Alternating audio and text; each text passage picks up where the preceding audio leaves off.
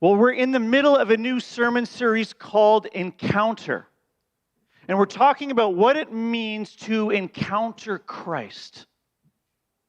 And one of the things that we're going to be talking about today is when we serve, we encounter Christ. And we're changed. And we're transformed. You know, when I was in college, I played rec hockey. And I actually wasn't very good. I played on the lowest of the low skill level team, and we were called the Mud Sharks. I brought my jersey. I thought Megan thrifted it, but I found it. And when we were playing, the qualifier was, can you skate? Can you kind of stick handle? And I remember even putting on the equipment for the first time, trying to navigate, how do we even, put on skates? I played a lot of street hockey. I was really good at that, but putting on skates is a whole nother level, a whole nother game. And the first game, one of the guys on the other team was like skating around us, shoot scores. And again, no one could catch him. And my objective was just to check him. But the team assigned me a number. Can you guess what it was? 0. Thought someone would guess 99. My middle name is Wayne Gretzky. No, actually, they gave me 007. But again, I wasn't very good. And so it was kind of the running joke. Our whole team wasn't actually very good. But you know what? When we put on the jersey, we belonged. We had fun. We played together. We made memories. We didn't really care if we won or lost. But the jersey represented that we were part of the team. And that's what we're talking about today. Is serving, is putting on the jersey. It's getting off the sidelines, and it's participating in what God wants to do. And you may not have it all figured out. You might be not 007. But each one of us is gifted and loved and called by God to put on his jersey and to serve him and make a difference in this community, to make a difference in this world, and to make a difference in our church. And so that's where we're going this morning. Serving means following Jesus' example. Serving is how we move from just attending to truly belonging. And serving is for everyone because God can use each one of us. So serving means following Jesus. Serving means following Jesus. So here's the context of the verse that we're about to jump into. Jesus has been preaching. People are being healed. They've been saved. Their life has been transformed. And his message is the kingdom is coming. There's something better for you. And he's inviting people in, and they're being changed. They're being healed. Their life is being transformed for the better. And he invites the 12 disciples to walk with him and to learn. They learn what it means to follow him. They have the front row seat as Jesus is preaching and teaching. And people are coming up to Jesus. And he prays for them. And he shows them who he is and what he's about to do. And the context is the Last Supper. The disciples have been with Jesus for many years. And they're sitting at the table. And they start to fight. It's like us. No, I'm just kidding. And this is what it says. Verse 24. It says, a dispute also arose among them, to which one of them would be regarded as the greatest. For who is greater, one who reclines the table or the one who serves? And again, the disciples have been with Jesus. They've seen what he's all about, but yet they don't quite get it. And here they are arguing about who is greater, who's going to sit at the right hand of Jesus. They're not arguing about who loved one another more. They're arguing about position. They're arguing about title. Who's going to be the vice president of Jesus? And here's how Jesus responds. He says in verse 27, "It is not the one who reclines at the table, but I am among you as the one who serves." It's not the person who sits at the table of high position, is what he's saying. It's the person that goes low. It's the person who serves. And what does he mean by serve? Well, the word serve means to wait on someone, to minister to someone, to do the most menial and humblest task, where you don't get the credit, but you're helping someone else out. You're going low. You're doing the task that no one wants to do because it needs to get done. And Jesus is basically saying, well, who is great in my kingdom? It's the person who serves. What? But Jesus, you're the king. You're of high position. Jesus, this doesn't make sense in our world, in our context. Because our world likes to elevate position. They like to elevate the person who has the most accolades, the most likes, the most followers, the best education, the best position. Jesus is saying, not in my kingdom. It's the person that puts all that aside and serves me and serves others. So what does Jesus do? He gets up off his high position at the table. It says he lays aside his garments. He lays aside his glory, and he dresses down, and he takes the role of a servant. Wow.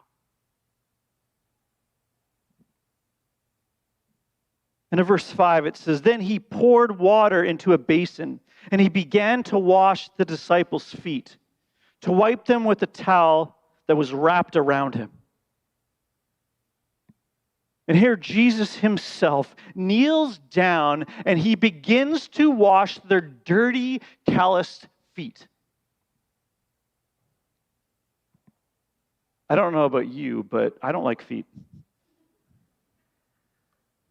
And I really don't like dirty feet. But here, Jesus is humbling himself. He's getting up and close and personal with something that needs to be washed clean. And in that context, it was something that servants did. And in some municipalities, I can't say it, in some areas, it was even illegal for slaves to wash feet.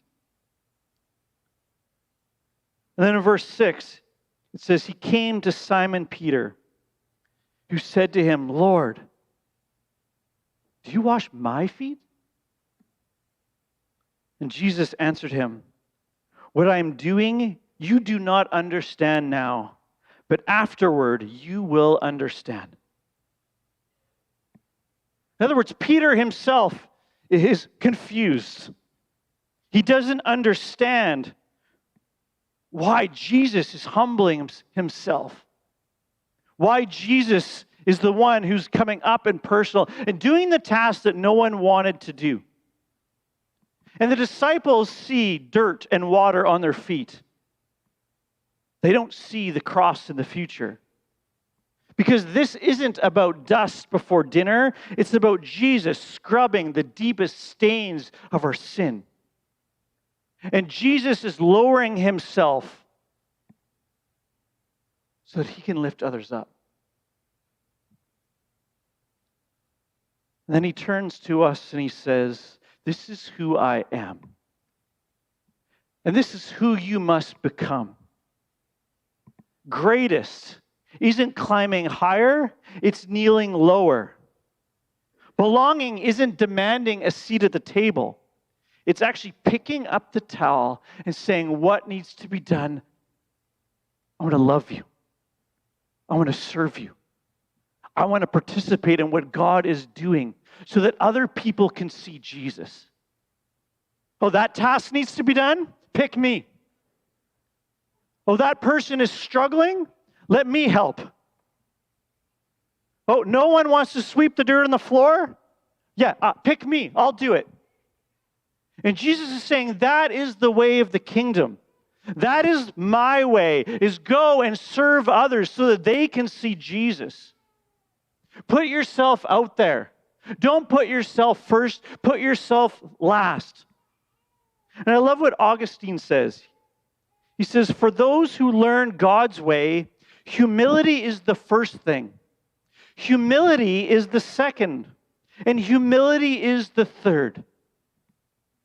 In other words, humility is the mark of God's transformation. Humility is how we encounter Christ. Humility is how we bring Christ to others. It's not, again, about elevating ourselves. It's about lowering ourselves so people can see Jesus. It's actually about getting out of the way so that God can work in us and through us.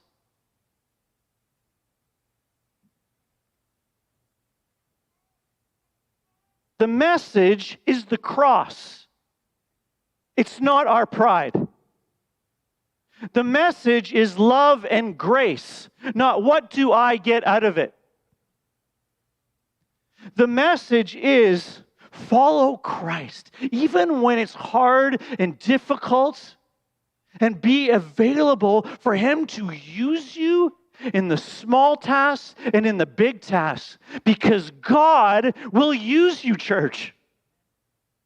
He's saying, humble yourself.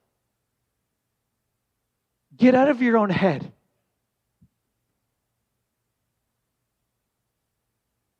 Fill your head with humility. Fill your head with what Christ wants for your life. Fill your thoughts with, how do I serve Christ first? And then take action. Rather than fill your head, how do I make myself look better than I am? How do I get into the spotlight? How do I be the center of attention? And Jesus is saying, no, disciples, you missed it. Go low. Wash each other's feet. Serve one another so that I can work in your life. Have you ever been humbly served by someone? Someone who stepped into the gap when you've been struggling or you desperately needed help? Maybe it's when a friend shows up with dinner when you couldn't make dinner yourself.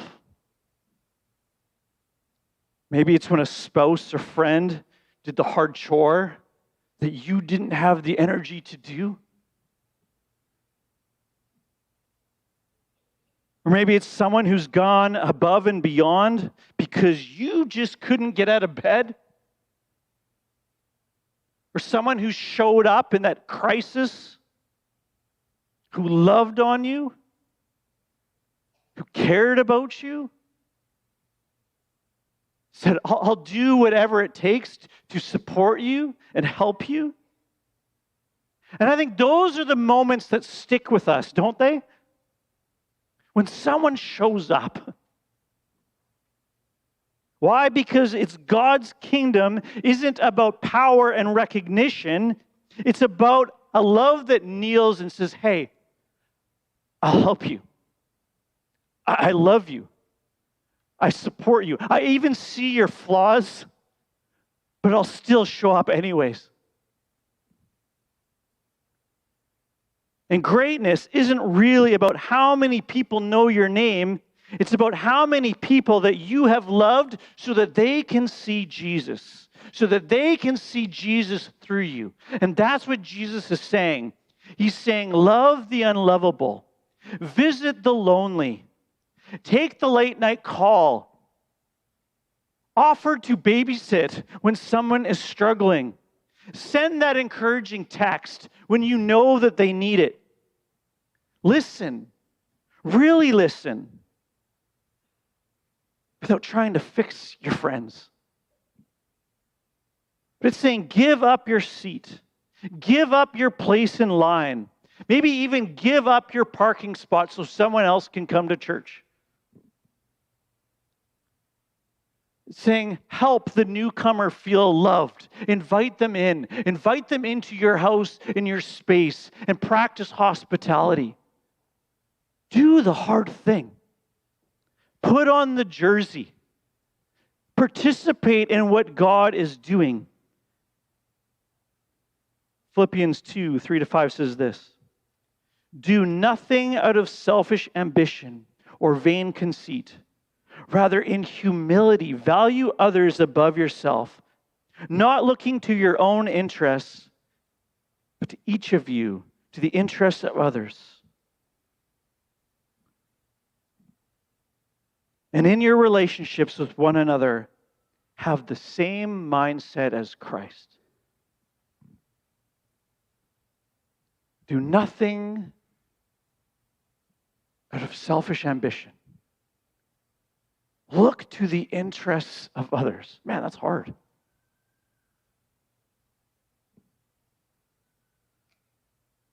But it's a posture of the heart. It means that we're serving God with eyes open, with schedules open, with hands open. And humility goes low. Humility values others above yourself. Humility shows the heart of God to others, to people that need Jesus. And Jesus is saying, that's the way. If you want to serve me, if you want to love me, go low. In other words, serving means following Jesus' example. Next, serving is how we move from just attending to actually belonging, to making friends, to making connections. Let's keep reading. Verse 14, it says this. If I then, your Lord and teacher, have washed your feet, you also ought to wash one another's feet.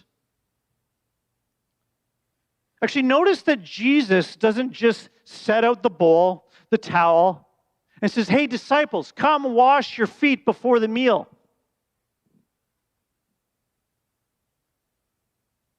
No, he sets out the towel, the basin, and then he says, come, I want to wash your feet. I want to serve you.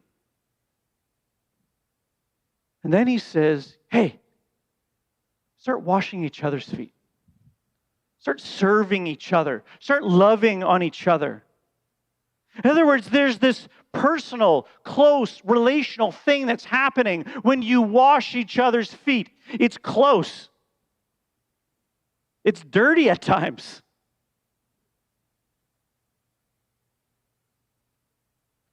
But you have to get close enough to care. You have to get close enough to get your hands dirty. You have to get close enough to actually see where the dirt is.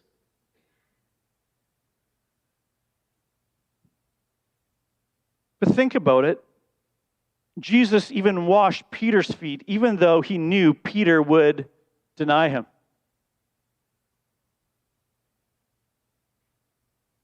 He even washed Judas's feet when he knew Judas would betray him. In other words, serving each other isn't about waiting until someone proves that they deserve it. It's about loving them where they are. It's not about waiting till they get their act together. Then I will get close. Then I will serve them. Then I will love them. But actually, serving with humility creates belonging because it actually tears down walls. And when you serve someone, you're saying, you matter. I see you. You belong. And when you receive that kind of service, it actually connects us. And it reminds us that we're part of something bigger. We're part of God's kingdom. We're part of bringing healing. We're part of helping people experience God. We're part of the church, right? Tim Keller says this: washing feet is not tolerance, it's engagement. Are we engaging with one another? Or are we just waiting for everyone to get their act together? We're just waiting for everyone to be sinless. Are we waiting for everyone to think like me, to talk like me, to vote like me? Or are we waiting for God's Spirit to change us and to bring us down a notch so that we will engage even though we know we're sinners ourselves? Knowing that we too need to be washed clean. Knowing that we are not perfect, but we can encounter Christ as we get close, up and personal, and love one another. That's what Jesus is saying. It's not passive. It's not just putting up with people.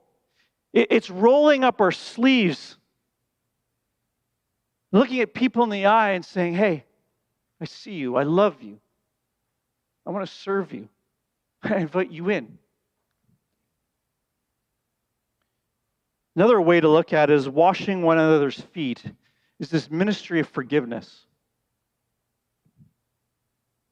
And when Jesus washed his disciples' feet, he wasn't just cleaning dirt. He was pointing to the cleansing forgiveness that he would provide on the cross. And then he says, go, do the same. Forgive one another. Ephesians 4:32 says this: be kind to one another, tender-hearted, forgiving each other, just as God in Christ has forgiven you. Are you extending forgiveness to others? Are you holding on? But washing one another's feet is also this ministry of cleaning, or cleansing rather. Galatians 6:1-2 says this: brothers, if anyone is caught in a transgression, you who are spiritual shall restore him in a spirit of gentleness. In the spirit of gentleness. But it says then, keep watch for yourself, lest you too be tempted. Bear one another's burdens, and so fulfill the law of Christ. In other words, we need to be in relationship with one another where we can point out each other's flaws in a loving way and a gentle way. But true cleansing comes when we risk being honest. Oh man, this is hard for our culture. And how we wash one another matters. You know, sometimes people will bring boiling water because they're so upset and they want to set someone else straight, and they try to wash with boiling water. Right? It's angry. It's harsh. But it just scolds. Others bring ice water. Right? They're cold. They're judgmental. They're self-righteous. They're trying to wash other people's feet. Doesn't work. And then some people bring no water at all. They just scrub. They bring criticism. They leave wounds instead of healing. That's not what Jesus did. He brings humility and love.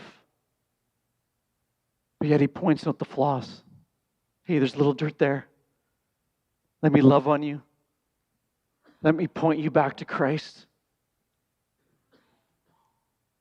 And lastly, washing feet is this ministry of refreshment. In other words, in the first century, having your feet washed after a long, dusty walk isn't just practical, but it's refreshing. It feels good. It gives you strength to keep going.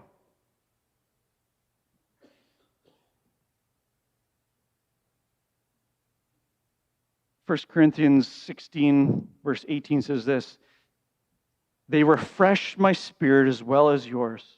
And Philemon says, "The hearts of the saints have been refreshed through you, brother." In other words, when we are in community, when we belong to one another, when we serve one another, we're refreshing one another. We're encouraging one another. And when you feel refreshed by someone, you leave feeling lighter, encouraged, and full of hope. And that's exactly what Christ is doing. He's not just physically washing their feet, but he's teaching them to love one another in a way that they are spurring one another on to do good works. He's saying, keep going, keep loving each other, keep being connected, keep being involved in each other's life in a way that you're lifting the other person up. They fall, go, lift them up, help them, encourage them, refresh them. He's saying, by this, you will know that you are my disciples. Go, love one another. Are you known for loving? Or are you known for throwing hot water or cold water?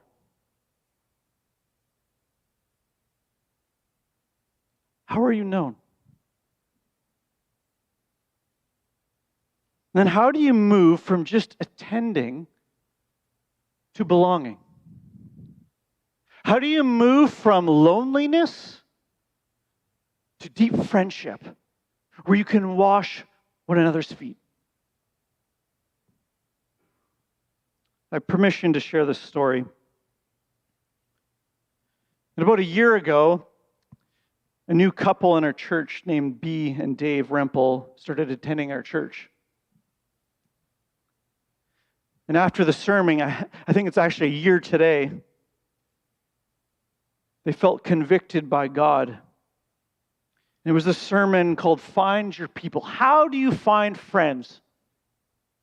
How do you connect? And they realized one of the best ways to connect and build friendships is through serving. So right after the sermon, they went and signed up for family group. They signed up for a low job, cleaning in the kitchen. No one wanted that job. But it was through cleaning in the kitchen, they started to connect with other people at family group. Then they started serving at events. And then they met Al and Gay. And Al and Gay invited them into a Bible study. And they started to connect there. Then they started attending Grief Share and working through some deep grief that they had. And they started to connect there. Fast forward 1 year, B and Dave don't just attend church, but they feel like they belong. They have found their people, and they love serving as part of this family. Can we just praise God for that?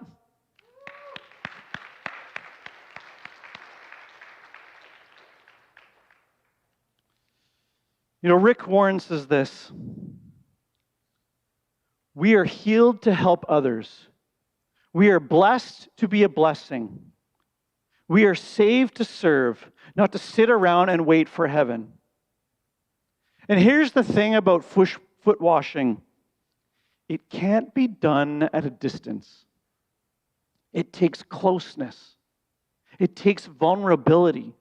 It takes humility. So the question is, who can you encourage this week? Who can you refresh? Who do you need to forgive? Who do you need to invite into your life, into your home, so they feel welcomed, so they feel part of the family? Who do you need to invite onto your team so that they can serve with you, so that you can equip them, so that you can encourage them, so that you can keep pointing them, okay, let's keep doing this together. I know it's hard today, but I'm praying for you. I see you. I love you. And this is how we move from just attending to belonging. Okay, lastly, serving is for everyone because God can use each of us. Serving is for everyone. Let's look at verse 8. And Peter said to him, "You shall never wash my feet." And Jesus answered him, "If I do not wash you, you have no share with me." What is Jesus saying? I kind of get what Peter's doing here. Like, Jesus, really my feet? Jesus, shouldn't I be washing your feet? And here, Jesus is again pointing to the cross. He's saying to Peter, if I don't cleanse you, if I don't wash you, you will not be part of my family. You will not be part of my kingdom. And this is what it looks like. I'm going to go low. I'm going to humble myself. I'm going to step in the gap, and I'm going to clean you, Peter. In other words, if I don't wash your feet, you'll be rejected. You'll be like Judas. You will betray me. And then Jesus, he doesn't push Peter away, but he invites him in. And he gets down on his knees and washes his feet. I can only imagine what Peter was feeling in that moment. Not completely understanding what was going on. But Jesus is doing the act of not just inviting him in, he's stepping in the gap. He's offering himself as a sacrifice because he knows that Peter needs to be cleaned. He knows that Peter needs to be saved by him. And the first step in participating as God is letting him wash you. Letting him cleanse you. So that you too can bow the knee and start to show others Christ. So that you can go low and do the tasks that no one wants to do. He's inviting you to not just be washed, he's inviting you to put on the jersey and to participate in building God's kingdom. The most exciting thing that we can do with our life.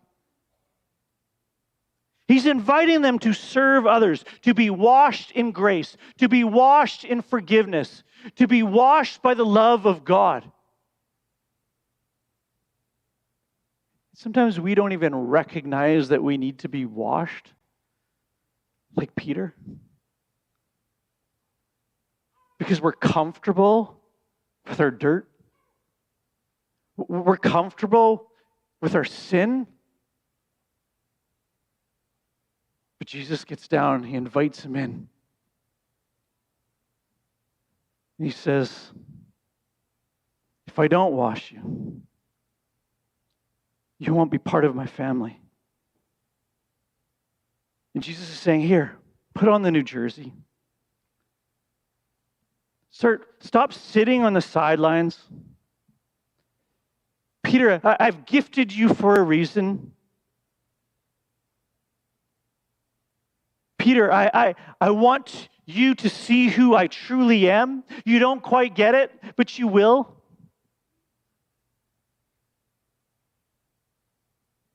Peter, I'm going to die for you. Peter, I'm going to give my own life so that you can have life. Peter, when you get it, you too will give your life for me. Love what Tim Keller says. He says this. Do you know what a servant is? I'll tell you what a servant is. Do you know what a servant's heart is? A servant's heart is the one that gets up and says, I don't know whose fault it is. I know it's not my fault, but I'll tell you what. I'll bear the cost. I'll take the hit. I'm the one. Let it be me. And then Jesus Christ, when he gets up and decides, he says, look, someone has to clean off the feet, and nobody wants to do it. Nobody here wants to get down and do it. But Jesus Christ says, someone has to do it. It's not my job, but I'm going to make it my job. It's not my fault, but I'm going to do it anyways. That's what Christ does for us. And he's saying, Christian, because I went low, you too need to go low. He's saying that's the path to joy. That's the path to encountering me. That's the path. If you want to be changed by God, humble yourself.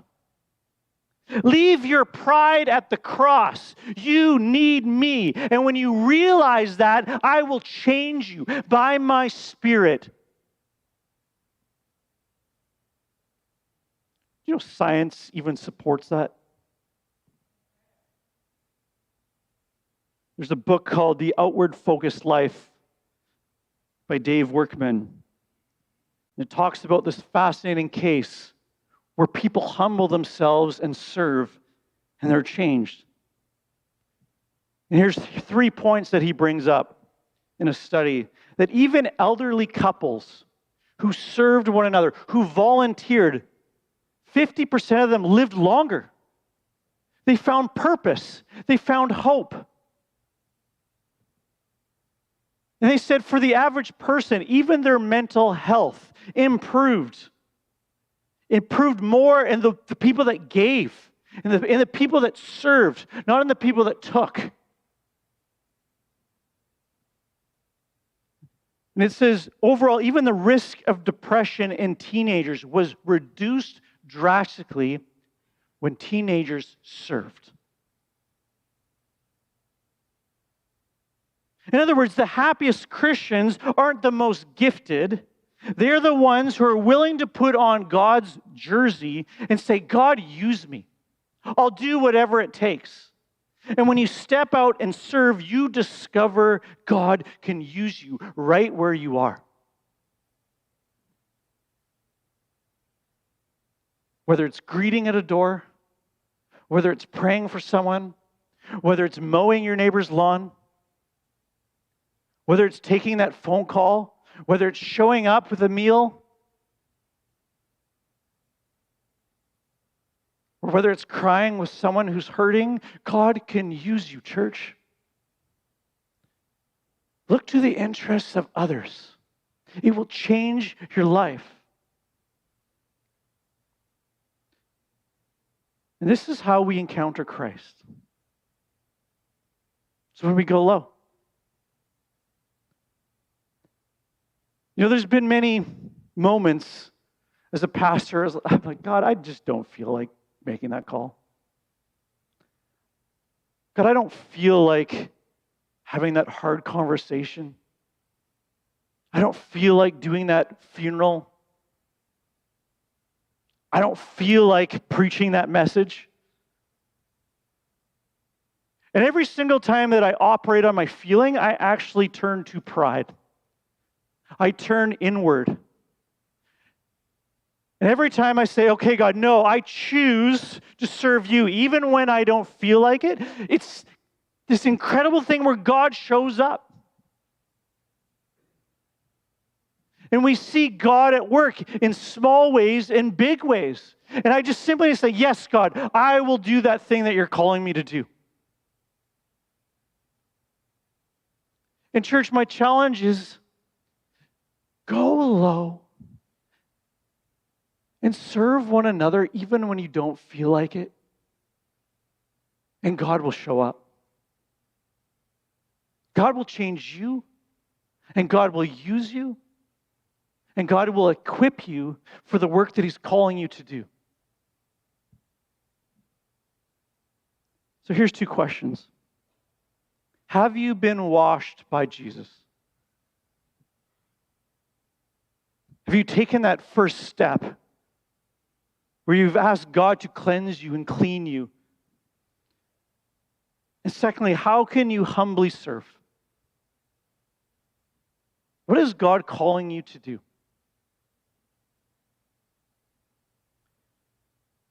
Now, here's a number of ways I'm going to call the worship team up. Some needs in our church. Now, we're looking for small group facilitators. We're looking for people that want to be on the welcome team, prayer team, tech team, youth ministry team, children's ministry team, family group, kids team. We need some young adult leaders. We also have a care home hymn sing team. And so there's many different ways that you can plug in, even right here, and make new friends and use your gifts. And just because it's listed, it doesn't mean there's 1,000 other ways that you can serve God. Maybe even in your own neighborhood, maybe in your own family. My point is God will use you, church, if you humble yourself and say yes and serve.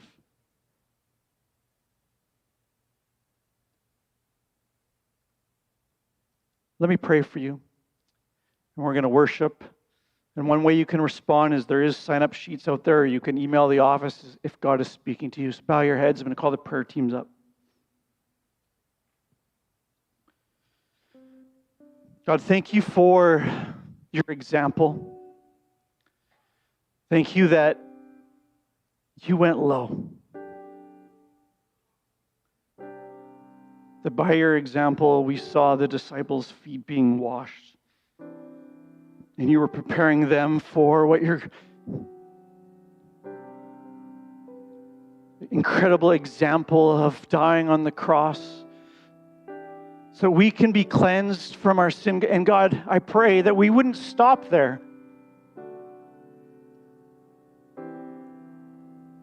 That we would recognize you've called us into deeper service, deeper relationship.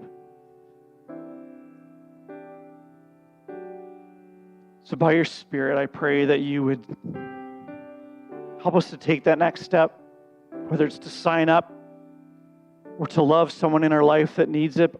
God, I pray that you would work. Spirit, direct us. Pray this in the name of Jesus. Amen. Let's stand.